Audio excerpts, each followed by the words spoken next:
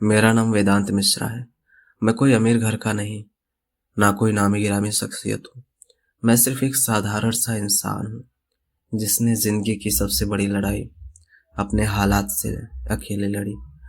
अब जब मैं ये कहानी सुना रहा हूँ, तो मेरे हाथ कांप रहे हैं, क्योंकि कुछ घाव ऐसे होते हैं जो आज भी ताजा है। मैं उत्तर प्रदेश के लालगंज कस्बे में पला बढ़ा।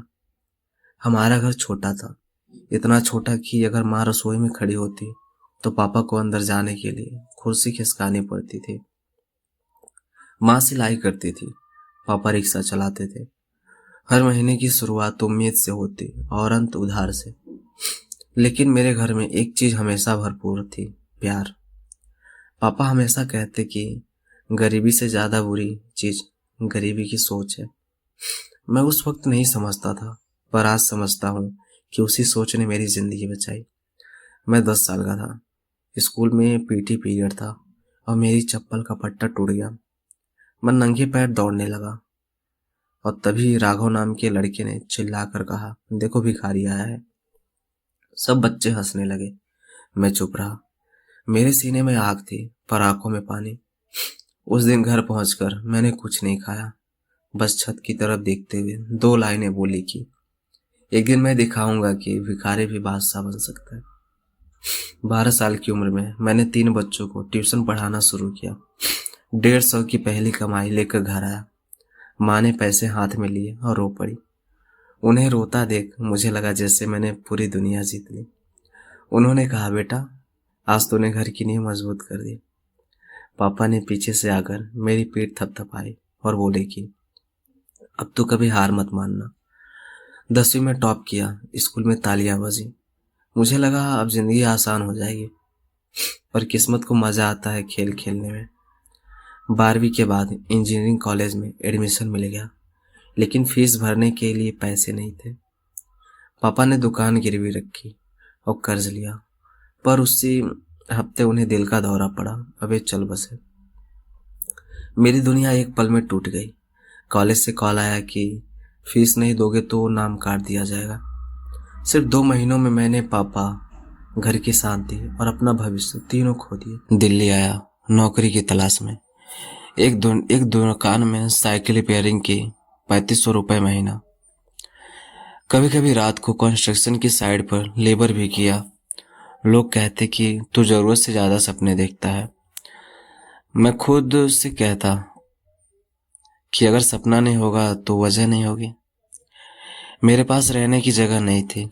बस स्टैंड की बेंच मेरा बिस्तर थी। एक रात इतनी ठंड थी कि मेरा शरीर कांप रहा था।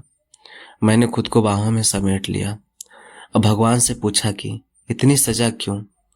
और इसी पल एक बूढ़ी महिला आई और चादर देकर बोली कि बेटा अब गिरना मत, बहुत लंबा सफर बाकी है। उनकी आवाज मेरे अंदर आग बन गई। मैंने ऑनलाइन कोर्सेज किए, जैसे digital marketing, editing, graphic designing, सब फ्री यूट्यूब से सीखा। पहला क्लाइंट मिला 500 रुपये का, फिर दूसरा 1000 का, फिर लगातार काम। मैंने सोचा अब मैं रुकने वाला नहीं। मेरी जिंदगी में आदित्य आई। उसकी आंखों में मेरी मेहनत का सम्मान था। उसने कहा कि तुम्हारे सपने बहुत खूबसूरत है। हमने शादी की बात की, लेकिन उसके परिवार ने कहा कि हम बेटी भिखारी को नहीं देंगे। मैंने पूछा, क्या पैसा इंसान से बड़ा है?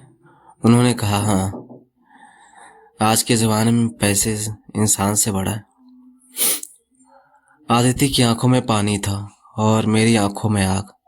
हम अलग हो गए, पर उसने जाते जाते कहा कि तुम जीतोगे वेदांत। मैंने स्टार्टअप खोला। पहले 6 महीने नुकसान पर नुकसान हो रहा था, लेकिन मैंने हार नहीं मानी।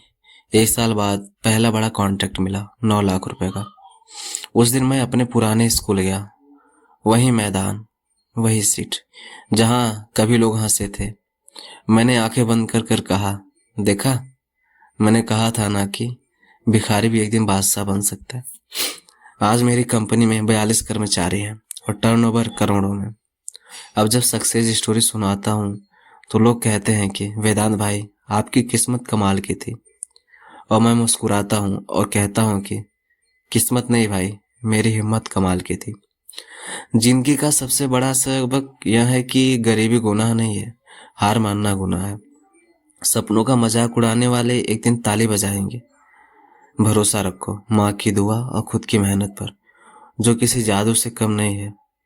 आप खुद देख लीजिए कि मैं एक टूटी जेबों वाला इंसान था, पर आज अपने मेहनत और हिम्मत के दम पर अपनी जिंदगी का बादशाह बन बैठा हूँ।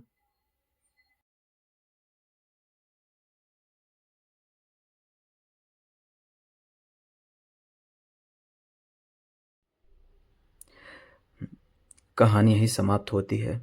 यदि आपको यह कहानी पसंद आई हो तो कृपया वीडियो को लाइक करें, चैनल को सब्सक्राइब करें और इस वीडियो को अपने प्रियजनों के साथ शेयर करना ना भूलें और बेल आइकन को दबाना ना भूलें, ताकि हमारी अगली कहानी आप तक जल्दी पहुंचे।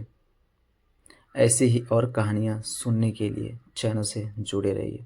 धन्यवाद।